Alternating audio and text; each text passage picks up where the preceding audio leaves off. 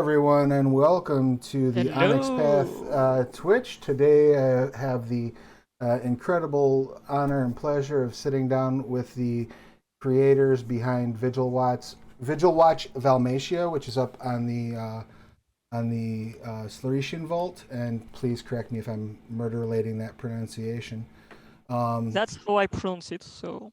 All right, excellent. We have a consensus then. That's just how it's pronounced henceforth. Actually, I don't put that way. Yep, exactly. I guess let's kick things off real quick. I'm going to go ahead and share the link to that in the chat, and I'll drop it in there a couple times while we're talking, and then I'll have everybody introduce themselves momentarily. But before we do, a little bit of business to take care of. I do want to also remind everyone that right now we have Lore of the Traditions for Mage 20 up on Kickstarter. The link I just threw in the chat will take you to Vigil Watch Valmatia. You can pick that up at DriveThruRPG. Lore of the Traditions Kickstarter, we're over 1,100 backers, which is awesome to see, and we just unlocked the $100,000 stretch goal, and 2 more stretch goals were revealed. So if you're looking to hop in on that Kickstarter, now is the time. Get your stretch goals in. If you're new to Mage, let's say you're popping in here because you're a D&D player, for example, and you're new to Mage, I would highly recommend heading over to that Kickstarter because you can learn all about the Council of Nine Mystic Traditions, and there's add-ons to get you the basic stuff you need to play Mage. So it's a win-win. It's great for old fans and new. But now that I'm done paying the bills, as it were, let's go ahead and introduce everybody. I'm Travis Legge. My pronouns are he, him, them is fine too. And I am the developer for Scarred Lands, the programming coordinator for the Twitch. If you're here, chances are good you've probably seen my face once or twice. Next up, let's start things off with Jeremy. I'm going to go in a really arbitrary order. Jeremy, please tell us who you are, what you do, your pronouns, and what brings you to this roundtable today. That is arbitrary. I am Jeremy. I need coffee. Yeah, that's me. No, let's see. I'm Jeremy Hochhalter. You can find me here on Twitch at WH Publications, on Twitter at WH Pubs. I have had the pleasure of playing Scarred games with, where's Travis from here? Travis, maybe? Everyone's over your head. Sarah, way over there.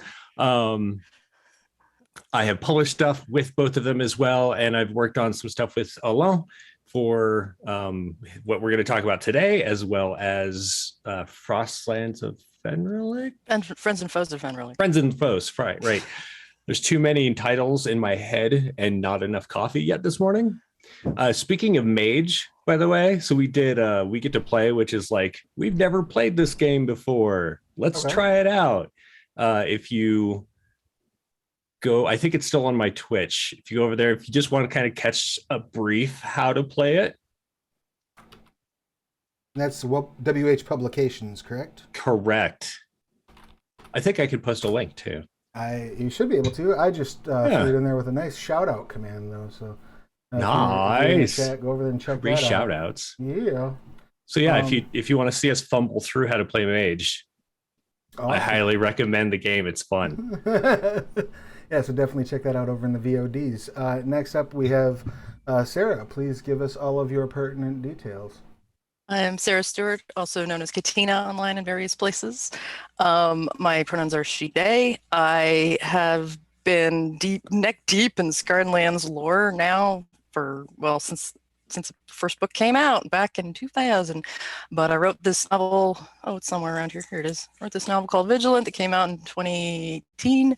And from that point on, got very, very, very much involved in Scarred Lands fandom and lore knowledge. Jeremy and I did over 40 episodes of The Lore You Know. You can find them all on YouTube. And I was in Travis's game. And I had started working with Alain. I think the first book we worked together was it before Friends and Foes of Fenrilik? I feel like there was something before that. Yeah, I think it was Mysteries. Mysteries. Yeah, Mysteries. And I edited that. And then I helped write for Friends and Foes. And then I edited this phenomenal book.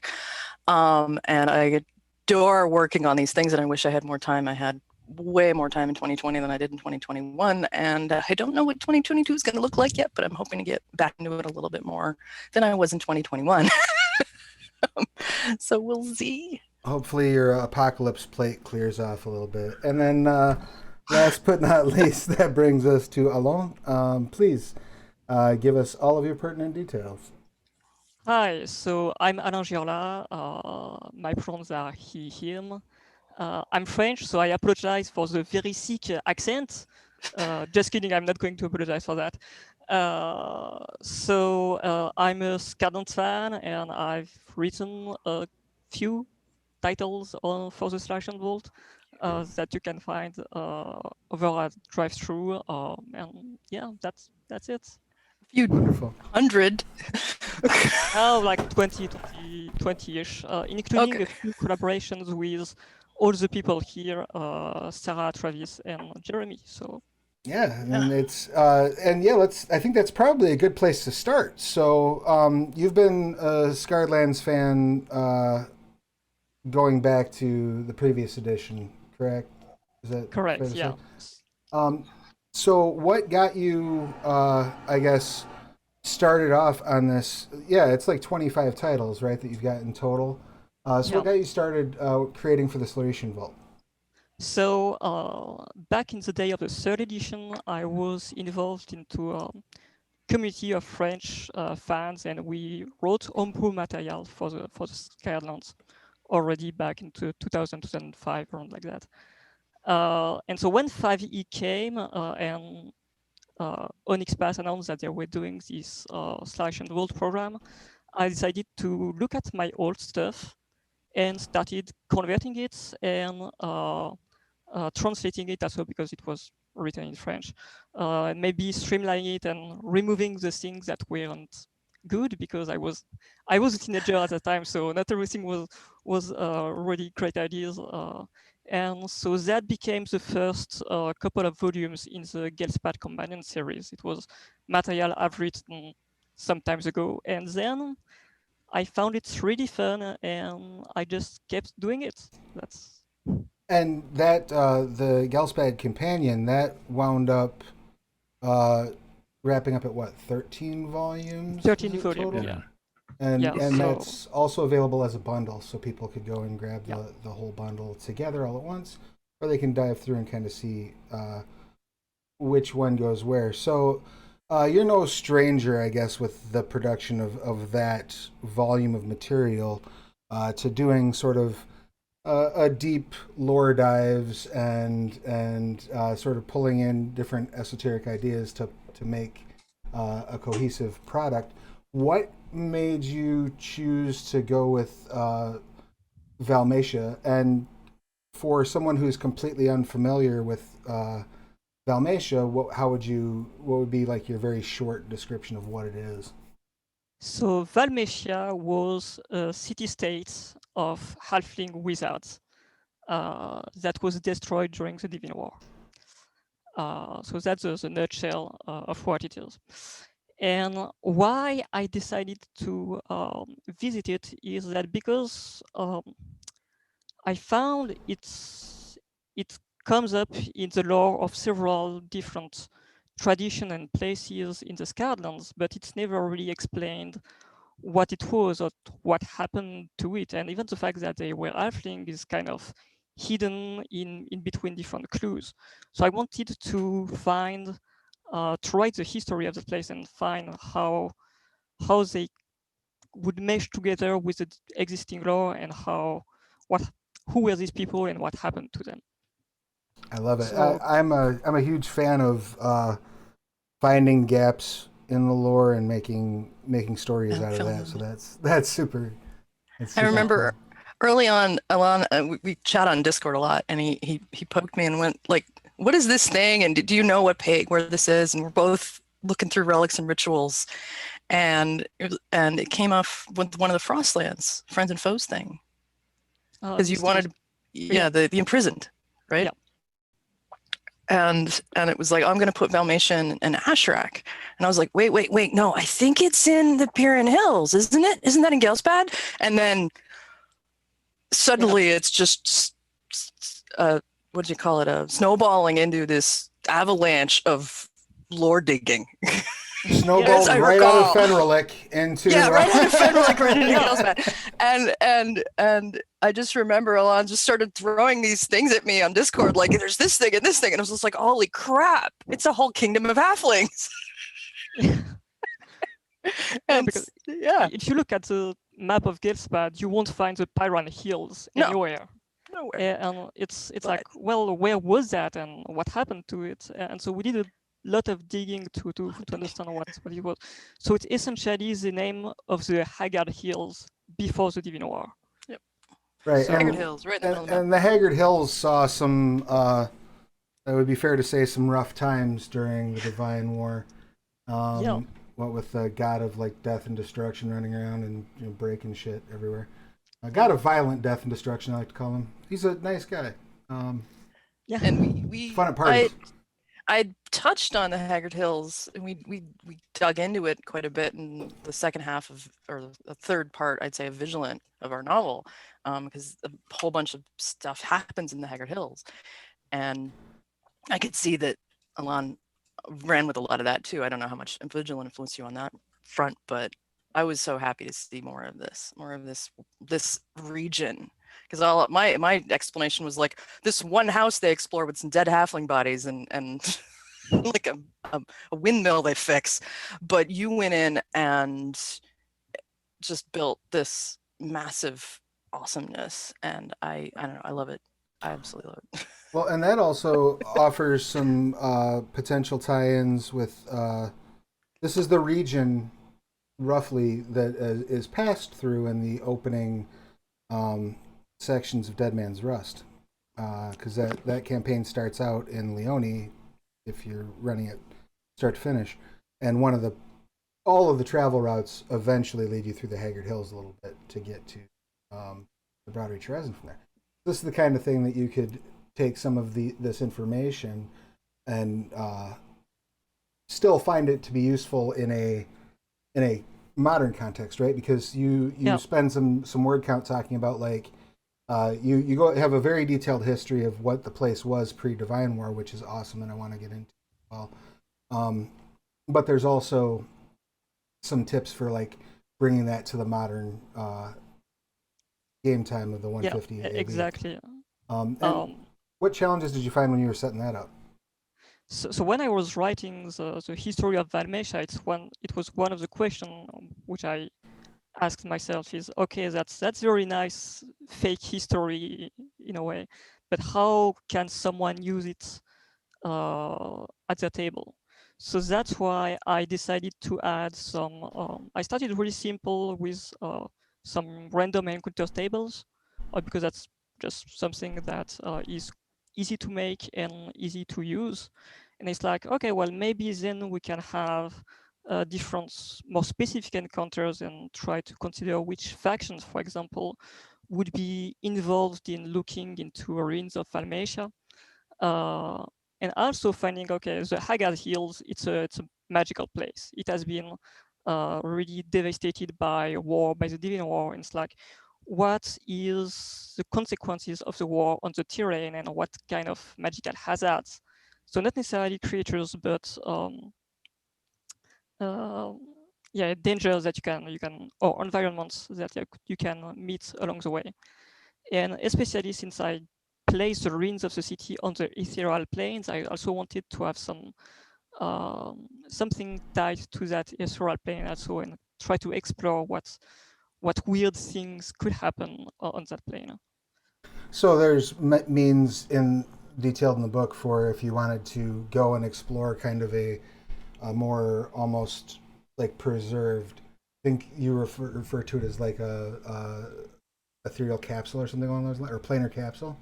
Like the idea that there's almost like a standing preserved section of this that somebody could reach with the appropriate planar magic, which I also thought was a really cool way to sort of tie those two together. Ethereal plane's sort of where ghosts live, so you sort of get the ghost of the architecture almost. That's kind of neat. yeah. Well, and speaking of architecture, Jeremy, you were the cartographer for this fun project, yes? Can you break down a little bit of that process? How did that come together, and what challenges did you run across when you were putting the maps together? Yeah, so when we kind of started talking about it, Alana kind of wanted to mimic the map style of what I had published in the Vigil Watch Dromios. And so I started doing that. And I have learned now between the two maps a much faster way to do it, which is not how I started this map. So after a long time, many hours of hand drawing all of this crap, I have learned a better way to do it. And so, yeah, I feel like I had to make Alain suffer through much more time with this map than he needed to, and I apologize. Fine, it's fine. You were the tail, but not in a bad way. It's much better than the map that I drew with my hands. That was kind of terrible. I swear, all of these books, the delay is always in the art Oh, and the yeah. maps, and that business is always what takes forever in getting these books. Art is hard, but Yeah, I commend you all because you have a very pretty looking product. On top of it being very useful at the table and having a lot of material that you can sink your teeth into, it's good looking. So as you were putting together the maps for the area, were you concerned at all about, like, how did modern geography play into that, if at all, or was it really just kind of like, we're just going to address this as its own thing and not worry too much about what's sitting on the modern Galspad map, because as we all know, this was kind of the ground zero of the Divine War. It's not where all of it happened, but it's where the most of it did. So things got broken. So yeah, things were getting broken in the hills before the Divine War, to be honest. So what was that process like in terms of like laying that out? Was that a concern, or was that a non-issue kind of for you, Jeremy? Oh, I mean, for me, it was more just following Alain's instructions. He had a vague sketch already laid out, and so I just went from there. But as far as how you wanted to decide where it was and how that would all interact, what was your thinking there, Alain? So I knew I wanted it in the middle of the Haggard Hills, and I didn't specify where exactly, so you can place it wherever you want, more or less. The most important feature that you can attach to other landmarks is the river, the Dermaes River that runs kind of like a curve, and which essentially links so the Crystal Lake in the Ganges and the Eni River in the south, and that should traverse the Haggard Hills. At least before the Dinoir, it used to traverse the Haggard Hills. So I've placed some landmarks around these specific points, but it's like you can shift them north, south, west, east, as you want, as you can see fit in your campaign. Yeah, so, you kind of have that the celestial reset button that got bopped during the Divine War that often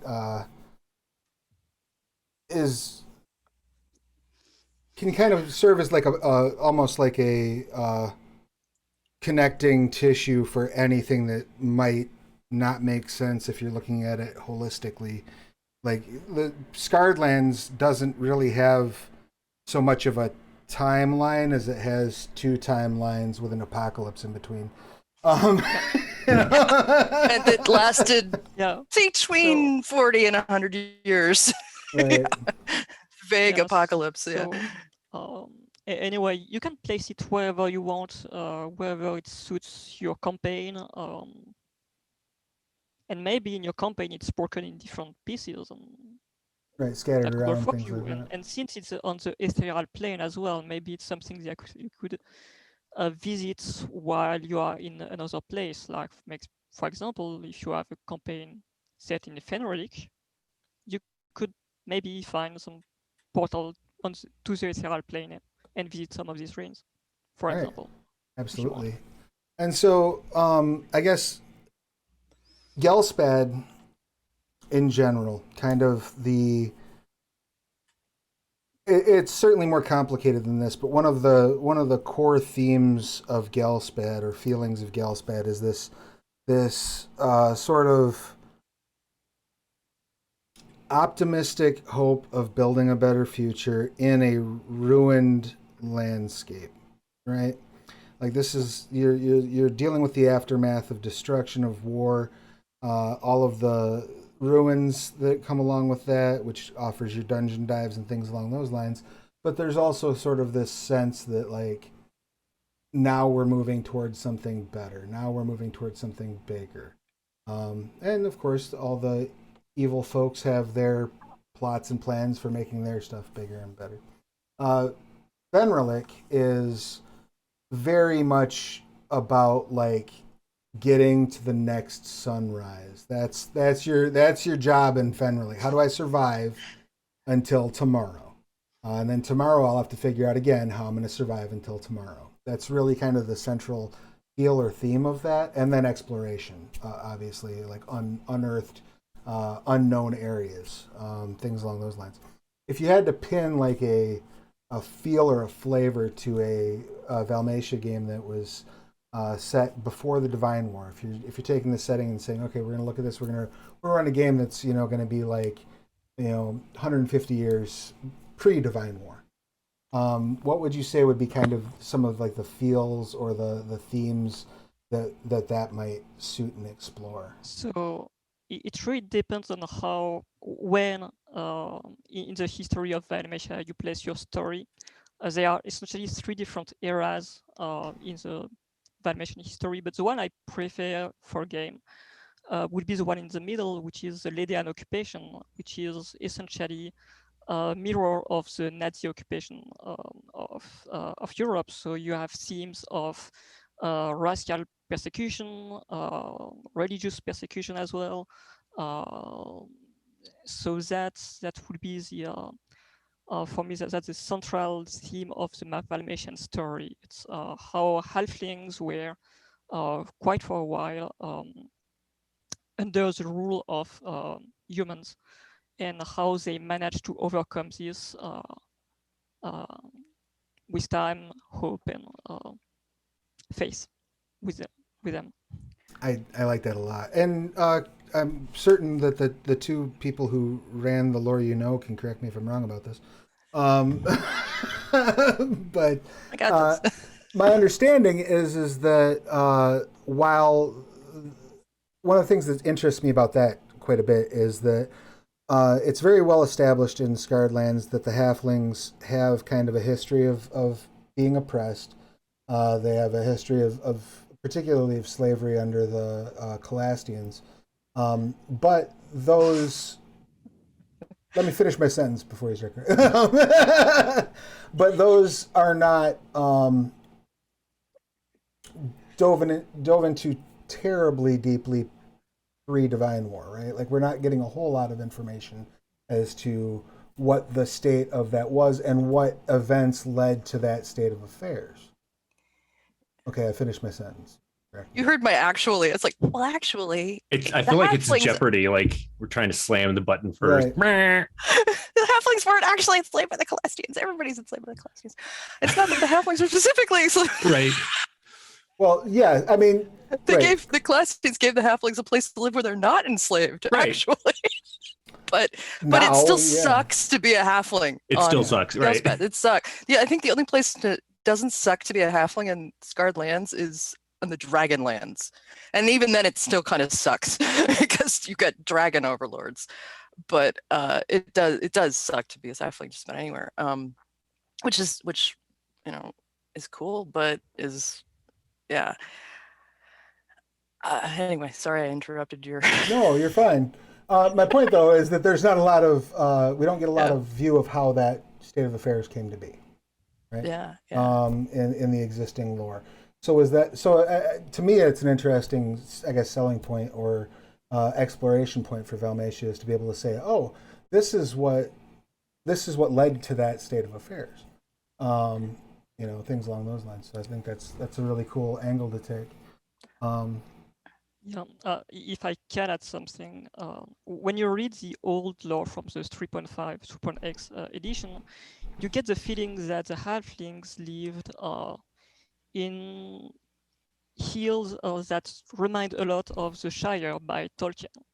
Yeah. Really, the Pyron Hills are viewed like this little happy place where little people live in their homes and drink and smoke and eat a lot. Right. Have And so many with breakfasts. Valmatia, Yeah. and so with Valmatia, I wanted to portray a different Take. take, yes, on that history, and also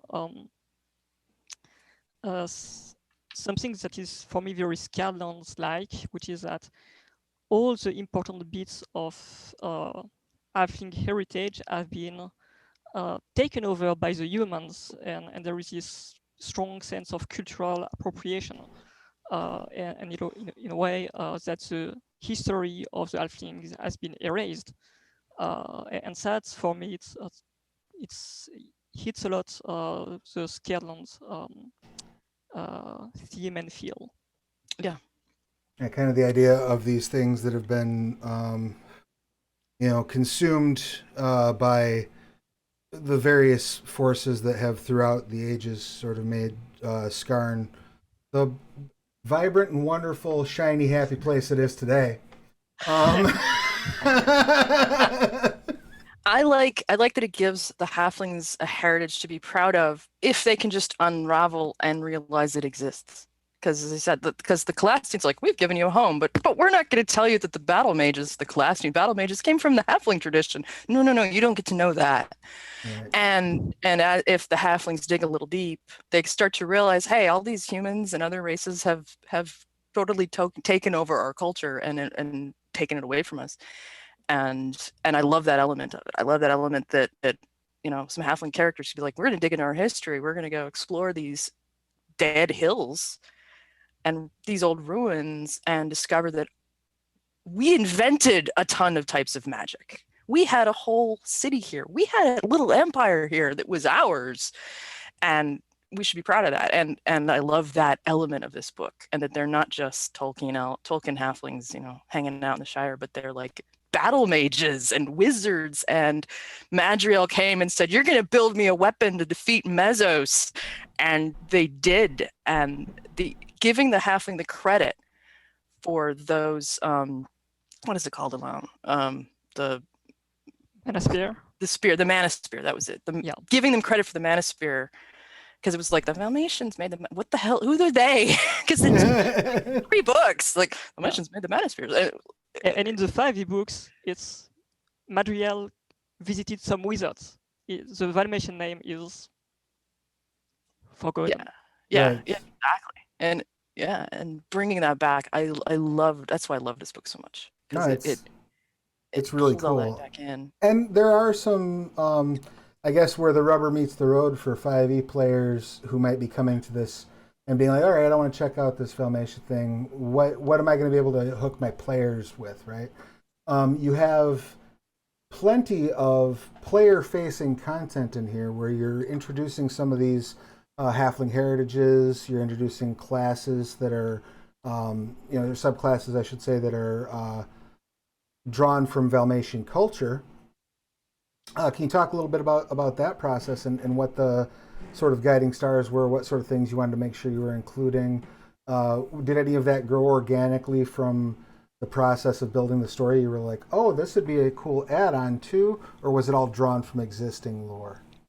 So it's a bit of both, because so as I was writing the history chapter, I thought, okay, I need some player material, I need some subclasses and spells and so forth. And so quite quickly, I chose to start from prestige classes from the 3.x era and convert them back to 5e when they fitted the Valmatian story. So that's where you get the Knight of the Conventacle and the Renewers.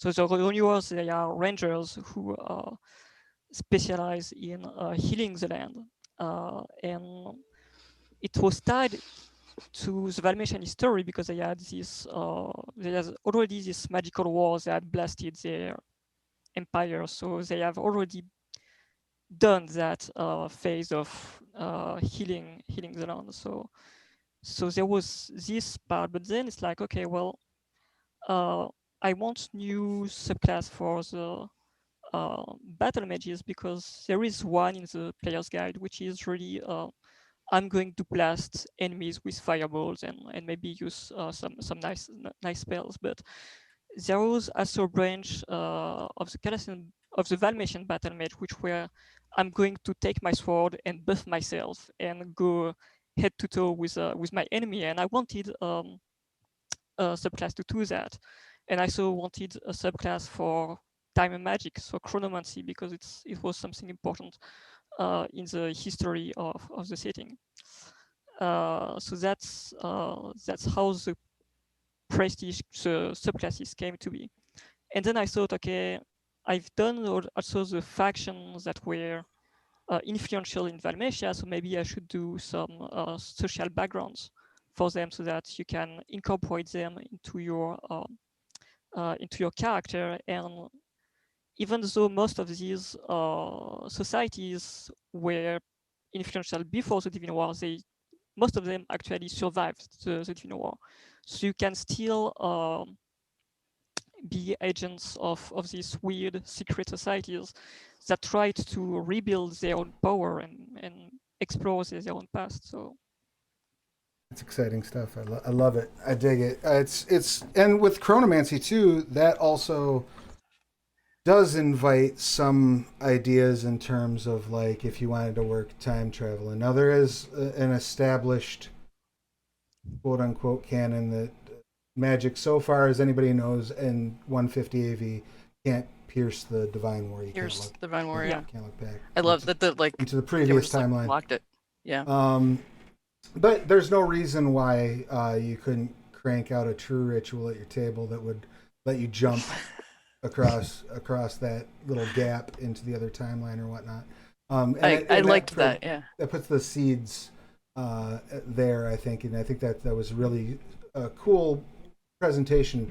The way you tackled that conundrum in terms of like, because there's a section there that talks about like different ways to use the material. One of them being time travel, and I thought that was a very clever sort of way around that. I was excited by that because in the Phylacteric Vault, which is the big wizard school in Derakeen, they say our two big concentrations. We don't do evocation. We're not blaster wizards. We do time magic, and then there's never a reference to what the hell time magic is anywhere. and you can go in as a GM and you can make stuff up and everything, but this gives you some rules for it. And that's the first book I think I've seen, so correct me if I'm wrong here, that actually shows rules for what being a time mage would be. And I love that it's like, oh, the halflings invented this, maybe. And another thing, the Phylacteric Vault appropriated from them, that they were that influential, that they influenced spellcasters across all of Gelspad, I think is super cool. And that's like no other reason to pick up that book than just rules on how to be a time mage. Introduce Doctor Who into your Scarlands campaign. No, not really. But do it. There are some very cool spells in there, though. I was browsing them this morning before we hopped on, and I was really impressed with the spell design. I thought that was super neat, particularly the ones surrounding chronomancy. But in general, they are conversions from the old books. For that stuff that's out of like relics and rituals and whatnot. Yeah. Nice. Yeah. With updated rules. Yeah, and that's speaking as someone who's done a few spell conversions in my day. That can be you can open up quite the can of worms as you're trying to like figure out. So, did you run any speed bumps or roadblocks when you were doing those conversions? So I found when I'm designing a new material, new game content, for me spells are the most difficult to write because it's no use to have a spell that is super specific just for one purpose. You want spells to be quite generic, and especially when you compare them to existing 5e spells like Fireball and Hypnotic Pattern and this very useful spell. Why would a spellcaster choose these spells over other more useful spells? So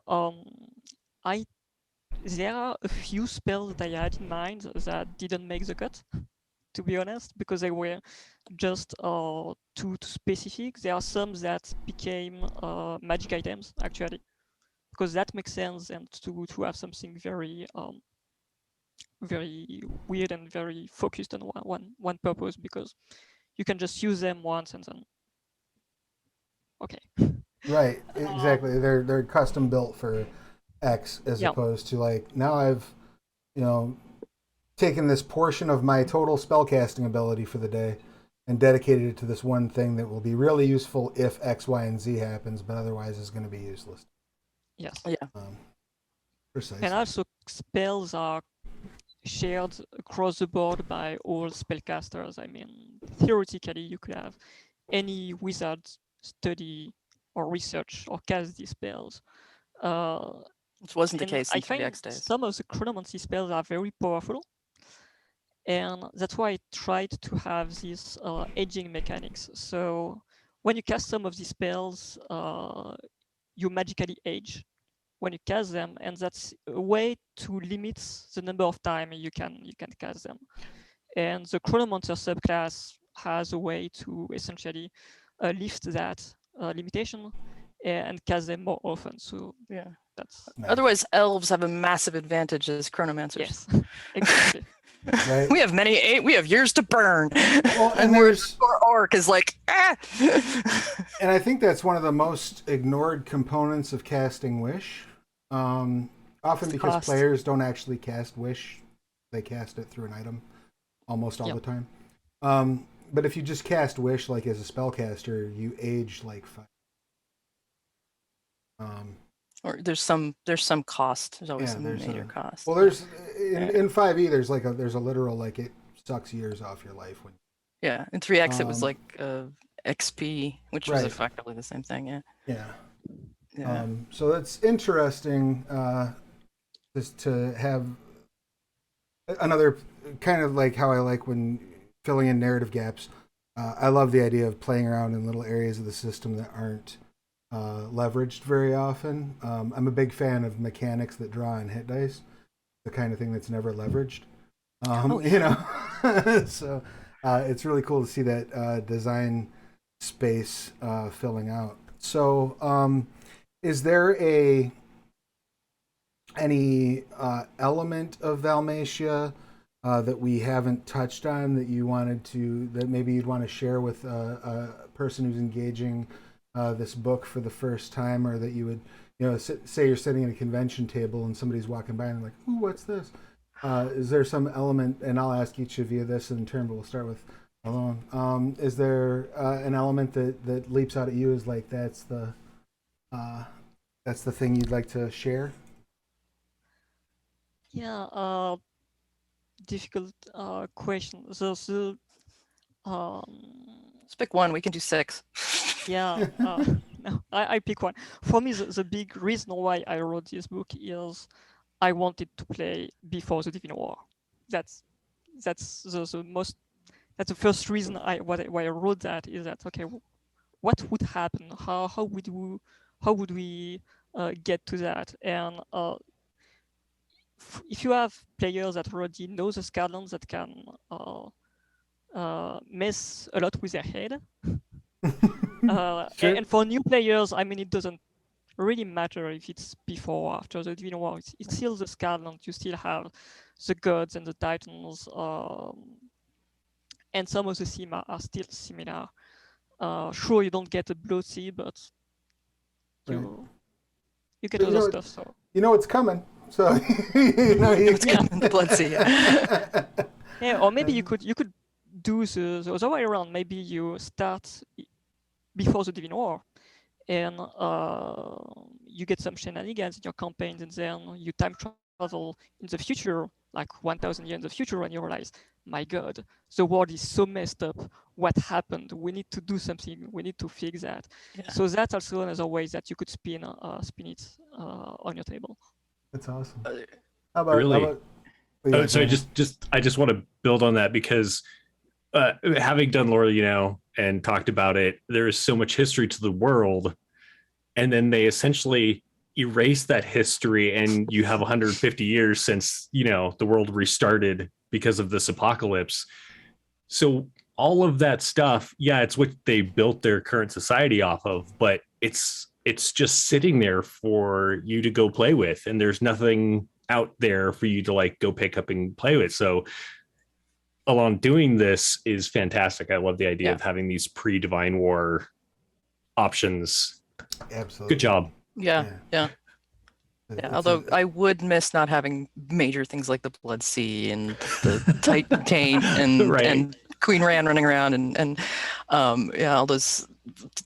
But although Fenrilik feels pre-war to me, It's true. despite it being post-war, so little of it was impacted by the war, beyond maybe one or two Titans buried underneath it. Right. Well, and there's people on Fenrilik that don't believe the Divine War happened. They're like, the stars changed. Yeah, that sort of thing happens. Whatever. Yeah. The planet moved. Why? Dinev shrugged and the stars changed. Yeah, whatever. So that does give you that element, but if there's nothing the last couple of years have taught us, we've learned that people will denial is powerful. But but you were saying, Sarah, the beat that you were gonna touch on? I love that. I actually I did try to run a pre-war game once, but it didn't work out so well because of the material I chose, not because of the setting though. But something I want to share from the book that I love. I love the history of Wicked's Edge. This sword that is got this whole story around it, and can you find it? And it's super OP and super crazy, and it's just a great magic item with a whole just nuts history around it. And I love that element. Like, it gets like 2 pages of content here, and and it was just pulling that out and 5th editioning it and kind of re-cementing it how it fits in, undoing some of the vagaries of the old book. I adore of Scarred Lands lore experts. Alain, you're the one who rivals me in terms of deep nerding expertise, and you're the only one I will allow correct me when I get shit wrong. Please correct me, because I do take some shit very wrong too.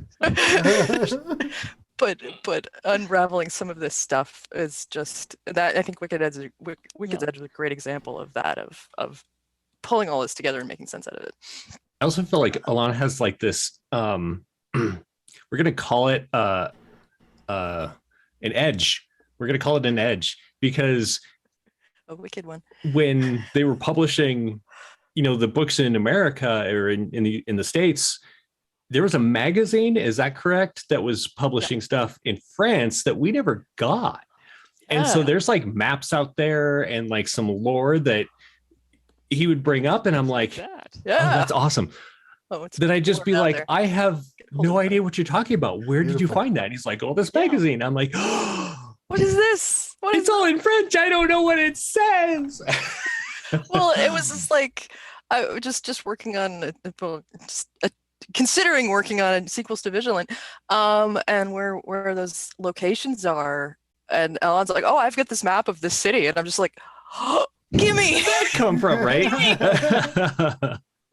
and like, I'm gonna translate these and put them on the vault. I'm like, oh, please, these are fantastic, these are amazing. Well, and that brings up, I guess that brings up a nice segue to we've got Valmatia out there now in the world. What's next for each person that's on this panel in terms of the vault? What's our next big project? Well, you've got nobody's sleeping to answer that question? Patrons. Alain, I'm pointing Yeah, the wrong direction. so we are writing with Ryan Wilden and Okay. Aurélien, a friend of mine, a book on patrons of the Skylands. So not subclasses for the Warlock, but actual entities that you can make contract with. So devils, fays, angels, concrete examples that you can use for your own characters. So this one is in editing, should be out in a couple of weeks, months or so. I Art. hope. Dependent on the art and layout as usual. Yeah, well, art, we were going with stock art, and I think we have a good selection already, so that's phase is done. It just I was hoping to work on that one, but I didn't have the time. Together, but it looks fantastic. Well, we do with what we have. Right. It looks good. It looks good. Time is the enemy of all awesome projects. Yeah, at some point we need to say stop. It's the challenge of when you're working with multiple writers and trying to organize it all. As we know from Frostlands and Friends and Foes and Suspensions of the Shunned, if we want to go all the way back. And having like real lives and whatnot, you know what I mean? Yeah, like, exactly. So I think at some point we need to publish. So right. Well, so that sounds cool. You said it's going to be called Patrons of the Skylands?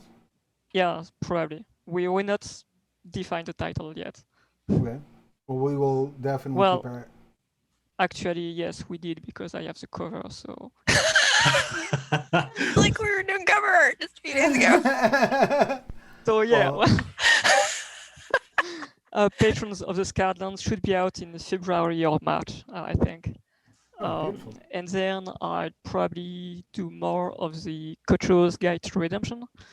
So it's a series of small books that detail the monstrous peoples, goblins, hobgoblins, and others. So you get their history and playable species, and then a couple of variant NPCs that you can use. And then... does that take the using the title Guide to Redemption? Does that so effectively what you're doing is you're creating like a redeemed in terms of Scarred Lands, seeing things as Titan spawn or redeemed. You're creating redeemed options for these. Exactly. It's evaluating where they are on the redeeming process, because they are not all at the same stage, and even depending on the region.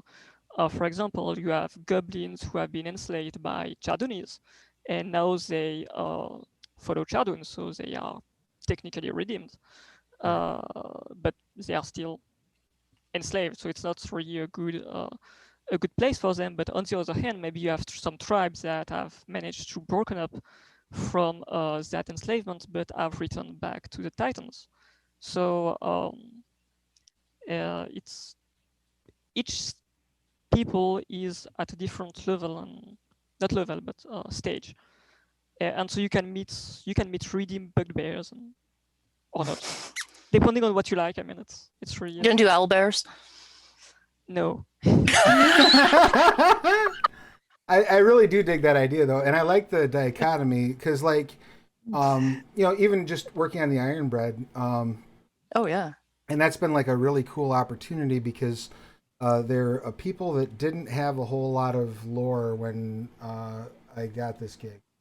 And so I really got to dial in some of that stuff, and it was just super fun to look at. Like, and when you talk about geography, if you're in Mithril and you run across an Ironbread, probably an Ironbread, but if you're in Fangsfall,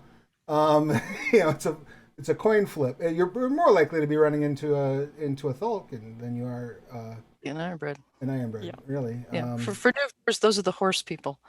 And if you are an Ironbread, don't go to Holocaust. They are going to kill you on sight. Yeah. Oh yes. Yeah, they don't like the Ironbread very much. Yeah. If you're not terribly trustworthy. They don't like the Thulkins. They don't know from the Ironbread, but they'll kill you, assuming you're a Thulkin, and you'll die. Not Thulkins. Yeah. What are they called?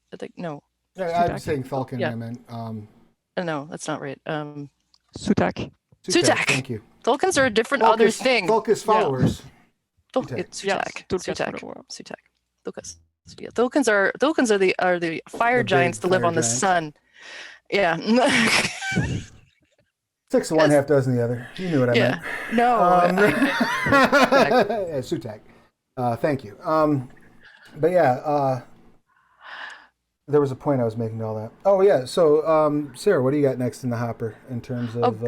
I get nothing.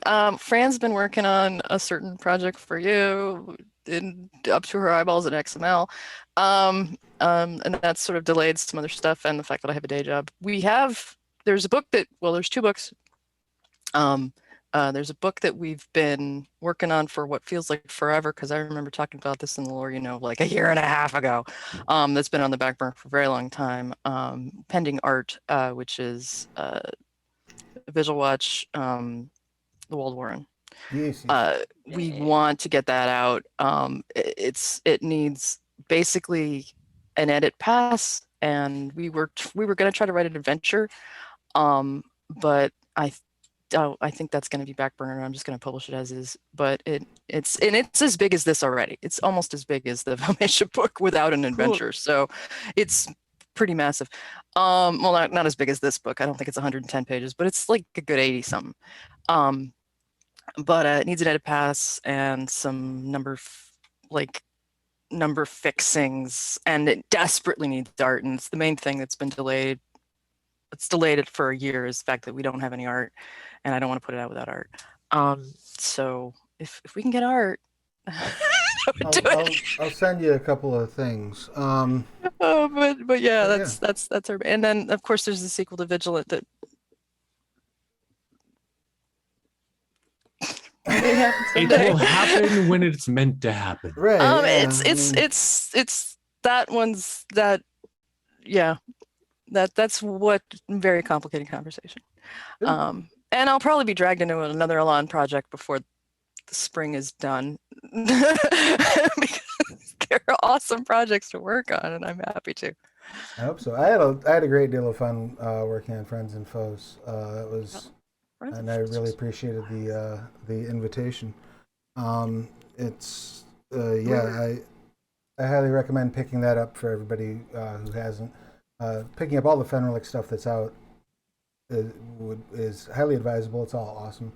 And I have some plans, Fenrilic, but I'm not going to say anything beyond that I have some plans for it right now because I haven't verified those plans yet. What about you, Jeremy? What's next on your list for Scarred Lands? I have plans that aren't yet plans, but I'm planning to plan them. I have a rough outline in my head. I just got to sit Nice. down and find the time to type it. That's the problem.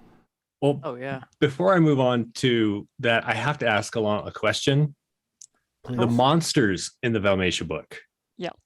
Are they conversions or are they new monsters? Or Some both? of them are conversion, like two or three are conversions. Others are completely new, and some of them are monsters that are named in the old books, but for which there is no stat blocks. So the Iron Rag Dragon, for example, Yeah. is named in the Blood Steps, in the lore for the Blood Steps, and I thought, well, there is no stat blocks for that. They just make it. Yeah. Awesome. The bad thing about the awesome part about having a bazillion monster books is you have a bazillion monster books. The bad part is remembering all of the monsters. And so going through here, I'm just like, I ooze. Yeah. That's amazing. Did you make that one or is that That's so the I ooze is totally original, and I don't know where the idea came from. It was like, oh, imagine there is all these eyes that are blobbed together, and it's creepy. I love it. And it's you can see through them, and it's ew. And you introduced like 4 new swarms, including arcane orbs. Right. Swarm. Like that's so cool. It's terrifying. And Like, I love I'm that gonna you find out put- what's like. Right. Yeah, and I love that you and they- put and they- like history into them too, like the fact that the eye ooze was created when somebody was trying to make the first robe of eyes and failed and Yeah. stuff. can't remember if I could swear on this one. Stuff went south. Things went badly for them after that. If anything, this book is worth picking up for the monsters. They're awesome. So cool. And there was something that Sarah mentioned that I forgot to ask and didn't. I haven't gotten far enough in the book to know. Is there an adventure included in this as well? No, you get tons of story hooks, Okay. and you get an outline for a campaign if you want to bring back the Valmatian that are trapped in a dummy plane or something. Yeah. But there is no adventure. I've never written adventures, to be honest. I don't use adventures in my own games, but I love story hooks, and generally what I do in my games is I present my players with some story hooks, and they take some of these story hooks and run away with them, or they just ignore them, and that's fine with me. Good. So it would be fair to say then that if some enterprising young creator were watching this and wanted to make an adventure utilizing this material, there's ample stuff to draw from, and they could draw up a nice little dungeon dive and throw it up on the vault. Oh yeah, Yeah. So that would be there's awesome. yeah. Please, if you're watching this and you're like, oh, I want to make a Scarlands thing, but I don't know what to do. Here's a whole nother avenue to explore. You've got, now you've got pre-Divine War Gelspad through the lens of Valmatia. You've got post-Divine War Gelspad through the lens of the player's guide in the official material releases. And then you got Fenrir up north. And who knows? Who knows where things might go in the coming months. I want to write the Dragonlance book someday. I could talk all day about the things that I would like to see happen with the Dragonlance. I know, but I need to. I I need to not have a day job again. I have some thoughts on Asherak too. Oh yeah, but, Asherak is lovely. we'll see. Who knows what the future holds? But I can tell you what the present holds, and the present holds Vigil Watch Valmatia, which you should go pick up if you have not yet done so. I'm going to throw that link up in the chat again real fast. Definitely want everyone to keep an eye out for the upcoming releases from the Assembled as well. I do feel confident enough in saying that I do plan on doing something Fenrir related this year that will be similar in approach to Vengeance of the Shun. I'll leave it at that. And then I also do want to remind everybody that since we're talking about Scarlands, Dead Man's Rust, this thing that you see behind me here, is still up on BackerKit, and you can pick it up with if you back it over there right now. You get access to the full manuscript. It's the pre-edit manuscript. I might twist some arms and see if it just came out of post-editing development. So I might twist some arms and see if I can get some updated manuscripts sent out. We'll see how it goes. Promises. Those decisions are made above my pay grade.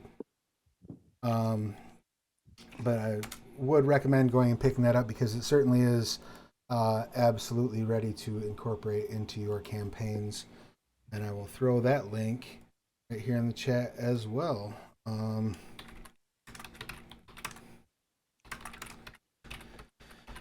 right. On that note, I think we're probably going to button things up unless there's is there any final thoughts that you would like to share with the good folks at home? Jeremy. Fantastic work, Alone. That's my thought. Agreed. I'm looking forward to finishing my read through and all that free time I keep laying around. Sarah, any final thoughts that you would like to share with the good folks at home? Pages of monsters, pages of character backgrounds, pages and pages and pages of lore. There is so much in this book, and when Alain threw the draft at me back in September, October, I started reading through it in more detail, and I'd seen some earlier versions, but with this complete draft, I was like, this is mind-blowing. You have to make this a Vigil Watch book. And I'm so glad that is what has happened, because it deserves that title. It is stellar. I think it's a great book. So there you go. Yeah, I would concur. Like I said, I haven't gotten cover to cover through it yet, but aside, even if you don't use all of the cool, rich backstory, fun, neat history stuff in there, there's so much just player-facing stuff for this book that you can easily drop into your Galspad campaign or any 5e campaign. Really, I mean, if you want to, throw it into a different setting, by all Just for means, the all eyeball Skyline ooze, man. stuff. Right. The price of And the admission, iron the eyeball ooze is worth the price of admission. Yeah. It really is. 100%. Yeah, I would say it occupies a similar place in my mind to the rock cube from Dead Man's Rust, which is a gelatinous cube made of rotting flesh that they stuff undead into and then throw at people with a catapult. Right. As one does on a Tuesday. I love that. That's awesome. I know what I'm going to do tonight for my game. Excellent. And I'll leave you with the final word, Alone. Is there a final thing you would like to share with the audience? Anything you would like to point them toward, or just last bits you want to say about Vigil Watch Valmatia? Well, thank you so much. Pick the book, pick the other stuff on the Slarecian Vault. There is lots of awesome content on the Vault by a lot of different authors. I tried to have small references to a few of them here and there. There is a lot of good content that you can use for your own game. It's as Fran said in the chat, the Slarecian Vault is one of the best things that has happened for the Skylands, and I'm really thankful for Onyx Path to have brought that up. And thank you for your wonderful creations there. I greatly, as a fan of Skylands, I appreciate it. As a developer, I appreciate it likewise. So yeah, it's awesome to see. I love it, and I want to see more of it. So once again, I would like to remind everybody that's watching this that you can head over to the Slarecian Vault. Easiest way to get there is if you just go to the Onyx Path publishing store at Drive-Thru RPG. There's a link right there, and it'll take you straight into the Slarecian Vault. You can see the stuff that's up there.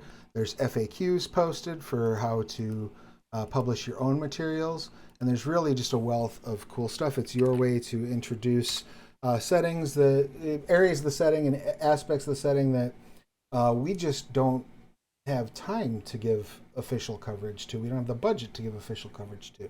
There's areas right now in 5e that really are pretty much untouched. I don't think there's one subclass in one book, as far as I know, in 5e that touches on Chardonnay, like at all.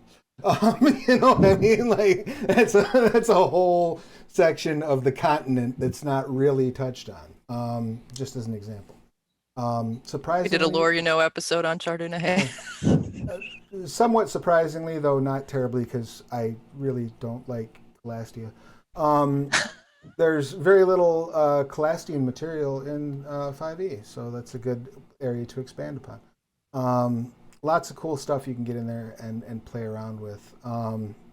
So definitely head over and check that out. As for the rest of our programming day, I will be Scion Godsend will be starting at 3 Eastern. I will be back here at 6 Eastern, I believe, to interview Michael Pucci and Katie Griffin, who are two of the co-creators of Dystopia Rising Evolution. In case you were unaware, this is the 10th anniversary of Onyx Path Publishing. Each month, we're focusing on a different game or game line. January's focus has been Dystopia Rising Evolution. We had a couple of cool, fun actual plays, ran some big sales on them, on the books. And we're wrapping that up tonight with an interview with Michael, who was one of the original creators of LARP, and Katie, who has been instrumental in bringing that game to the tabletop. So be sure you tune in for that. Which month is Scarredlands? As soon as I know, believe me, you won't be able to shut me up about it. We are not scheduled out that far in advance, and I don't. Hopefully, it's not February. So it's not February, right? It is. I can safely say it is not February. Rich announces the month on the Monday meeting blog, Meeting notes. but Okay. I believe he dropped a pretty on the nose hint about next month's in the last week's blog. But I don't know if it was on the nose enough for me to tell you what it is, so I'm just gonna not. Tune in tomorrow. Yeah, so you'll be able to find out on Tuesday or tomorrow. Okay. Tomorrow, I'm sure it'll be mentioned in the Monday meeting notes. If you're not, if you're watching this and you're not checking the Monday meeting notes, you should change it. You should go to theonyxpath.com every Monday. Usually between like 8 and 10 p.m. Eastern is when it goes live. And that covers like all of our, the big news. They've changed the format a little bit on how we're updating people about the status of our projects that are in development. And I really like the new way that they're doing it because each week it focuses in, like each in-house developer focuses in on 1 or 2 books and then gives like a detail about the process. And then once a month we get the full laundry list of things. So it's not so much scrolling through looking for that one project that you're really psyched about just to find out that there was no movement on it. You'll find out, as But the upside of that was scrolling through and seeing all the other projects to get psyched that's about. true. I mean, But so far, the response seems to be pretty good. I would encourage people to definitely comment on there. If you're a fan of Scarred Lands and you want to see more Scarred Lands stuff, there's 2 things I would recommend you do. 1, buy more Scarred Lands stuff. 2, go to the Monday meeting notes and talk about how much you love Scarred Lands. Because Rich absolutely reads everything that's posted. With that all being said, I think I'm going to take our leave. And once again, I would like to thank all of the panelists for being here. I would like to thank everyone who's watching this, whether you're watching it live or you're watching it on a VOD or you're watching it over on the YouTube. Vigil Watch Valmatia will be there, so go over and pick it up if you don't have it. If you do have it, talk somebody you know into picking it up. Leave ratings and reviews. We love to see it. And if you've not yet done so, please get your shots, get your boosters, get whatever additional Wash your hands. you might need. Yeah, wear a mask. Please. Coming up on like year 19 of this pandemic. Let's kick it in here. But yeah, until we speak again, take care of yourselves and each other, and we'll see you again real soon. Bye.